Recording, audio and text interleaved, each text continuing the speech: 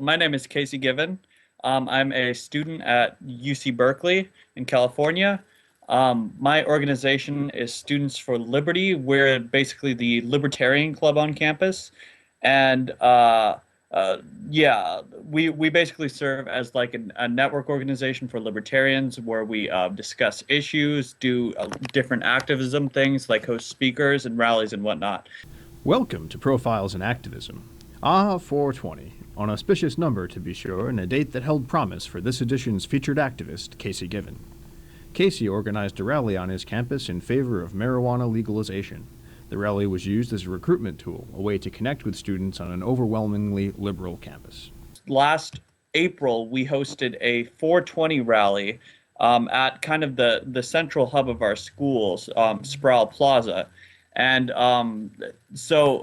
and basically what we did is we partnered with other freedom-oriented organizations, in this case, Students for Sensible Drug Policy, and we did a rally on 420 at 12 o'clock to promote legalization of marijuana. It's an issue that we felt could attract a lot of students who are not libertarians to the philosophy, because generally students are in favor of legalization of marijuana, and so they figured, if they like the message, maybe they'd like the messenger and be more intrigued into our club. Casey told me about the process of planning the event, including booking the location and scheduling speakers. The initial idea actually came at the end of the fall semester last year in December. So we reserved the space right in December, just to get the location as soon as possible. As for the actual concrete planning of who was doing what and whatnot, we really waited until 2 weeks or so before that. But the venue itself was booked far in advance. Students for Sensible Drug Policy is a very active pro-liberty group on campus, specifically with drug policy, as the name implies. And so we figured, well, since this is a marijuana rally, it would kind of not be fitting if we didn't have them participate, and they have a lot of energy for drug policy and whatnot, and we decided to ask them to offer them to join in. So we got in contact with them. They were very enthusiastic about it. It was just an absolute pleasure working with them. They did so much work. I don't think it would have been as great as it was without them. And it was just, the collaboration was great. Just a lot of energy, and yeah, we made a lot of friendships in between our two clubs. Well, the contact info, I found email addresses readily online at our club's student organization website, where they have kind of like a centralized contact area form for all the student organizations.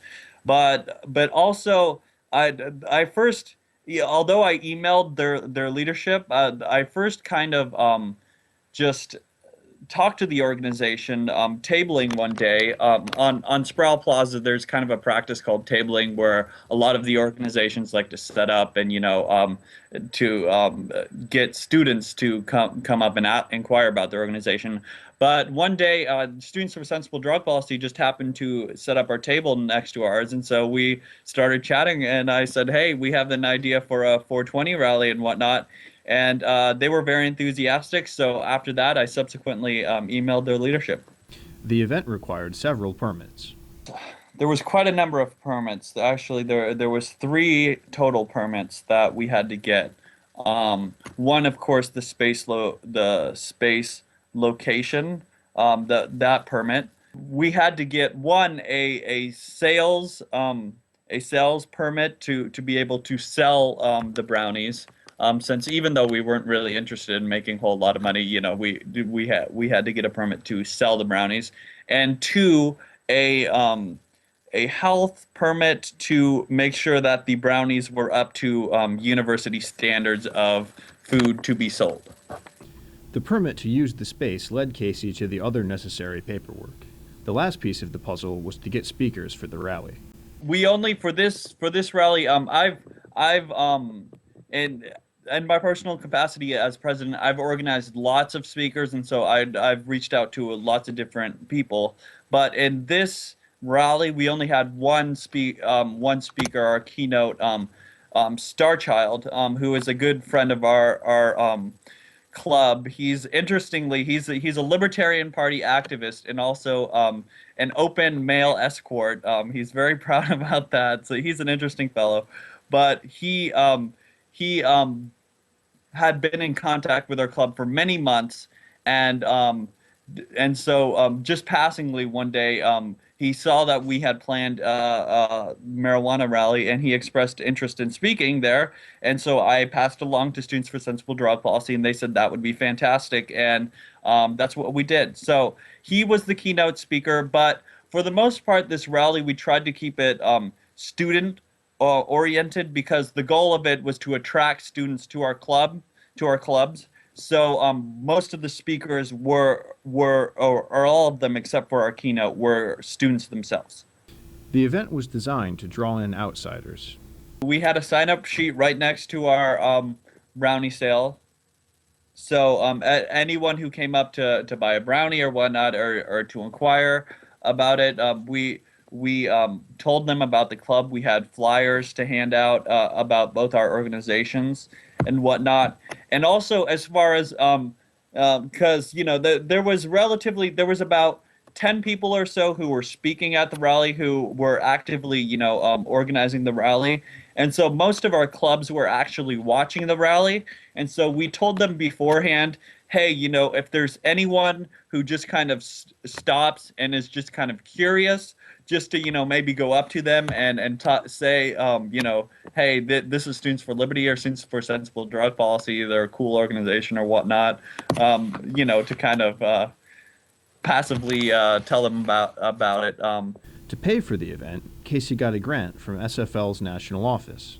As far as funding of the rally, this rally was actually completely paid for by Students for Liberty, the national organization, which I am a campus coordinator of as well. And they have a great resource for pro-liberty organizations. You don't have to be specifically a libertarian organization, just as long as you're promoting a pro-liberty cause. And they completely funded our rally with it, and it was absolutely fantastic. So that's a great resource if organizations want to put on a similar rally to go to. We were planning on keeping this relatively, not too big. We figured a rally would be pretty cheap to organize with, just getting signs or whatnot. But then we heard about Students for Liberty contacted us about their rally funds program, and so we applied to that. They gave us a few $100s, and it was great. As far as costs, it was relatively cheap to pull off. It didn't. It really only cost less than, or I guess in total it cost less than 100 or so. We just got signs, markers to do that, as well as the brownie materials. Yeah, a lot. We did have to. It did actually turn out a little bit over that because we spent some of the money on actually buying sushi to have a sushi poster making party because we figured we wanted to get a bunch of students together to make the signs. And when actually this was actually a very necessary cost because we made a lot of signs, and I don't know if just a few of us had done it, if we could have made the quantity and big number of signs, but that's what we did. Basically the three costs were the materials for the signs, the brownies, and then the sushi to get people together and kind of organize the rally. On the day of the event, Casey had to adjust to the weather and a visit from the police. Right as we were setting up, we noticed that there was an unusual amount of police officers in the area. There was literally 5 police officers in Sproul Plaza, which is a rarity. Usually there's only 1 to 2, and they were very clearly watching us. And that was very interesting. And so there was one of us who came up to us. And so she was just checking our permits, which, is perfectly fine. So we showed her our permits and whatnot. And but there was some interesting dialogue. She was asking us some very interesting questions, specifically about the content of our brownies. And of course, it was a 420 rally and brownie sale. And so I guess, kind of playing on the idea of marijuana brownies, even though what we were selling were completely just normal brownies, completely legal. We didn't want any trouble at all. And so, but she was still just a little suspicious, so she was asking us about the content of our brownies, and she asked, if I were to sell this to my, or if I were to give this to my 4-year-old daughter, she wouldn't get sick or anything. And so we said no, they're perfectly normal brownies. And she even asked to have a brownie if she could taste one. And so I was about to oblige her and give her one, but I'm actually happy. One of my club members said, "No, if she wants our brownie, she should buy it." So we kind of said, "Actually, officer, these are for sale. So if you want a brownie, you're welcome to, but you're gonna have to give us $1."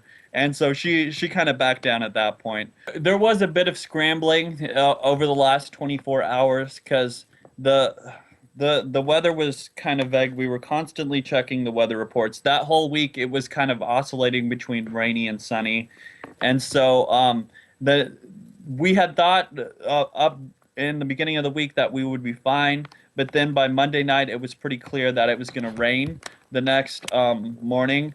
So I checked online. I found that our student government had free tents that student organizations could rent. So right early in the morning, right when they opened up, I reserved a tent and we got it out and yeah, we set up a tent so everyone could be under there and we could do our brownie sale under there. As for being that it was a rally, we needed amplified sound. And so I had talked to the outdoor reservation people, and they said their policy was that if it is raining, if the weather conditions are not good, they would not let us use their microphone as they don't want the technology to be ruined.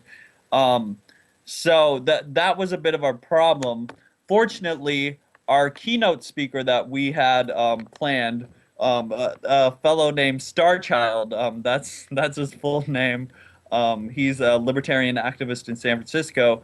He had a megaphone, and so I asked him that morning to bring the megaphone, and he brought it. And so fortunately, we were still able to do amplified sound, even though it was raining. So pretty much everything turned out pretty well, even though despite the rain. Casey estimates that the rally drew about 100 people, even in the rain. 10 of these gave contact info. SSDP, which is more politically in line with the Berkeley campus, got even more sign-ups. There are two main lessons I took from Casey's event. First, it is important to understand why you are doing what you are doing. Is it to change a policy, to attract attention, something else? Defining what you want out of an activist effort will help you tailor the execution to meet those goals. Second, you're not alone. There are many national groups willing to make resources available to you if you know where to look. Start by contacting your sponsoring organization if you have one. For Bureaucrash, I'm Grant Babcock, urging you to not let our freedoms go up in smoke.